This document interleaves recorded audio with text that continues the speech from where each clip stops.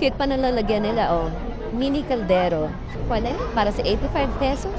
Dapat malapit lang yung bahay mo. Kasi kung malayo, wag na. Luto ka na lang sa bahay, diba? Ginahin niya pa, Fairview kayo, ah. Habol ko dito yung longganisa sana. Kaya lang, wala eh. Kahit isang meat lang sana. Yan. Pwede na kung malapit ka lang. Pero kung malayo, kahit... Hello guys! So, nandito kami ngayon sa Iloilo. Siyempre, mahilig kami sa mga coffee shop. Nag-try kami dito sa coffee break. Dami. Out of all of... Wow! All the view was walang masarap. Even the drinks. Even the lasagna. Lahat tabang.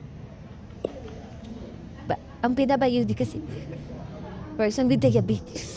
Bakit? Wala akong diabetes. I swear. Bakit kasi sila, ang dami nyo dyan, walang masarap sa inyo. Ni isa. Yeah. Guys, mga taga Iloilo, saan masarap ang pastries nyo dito?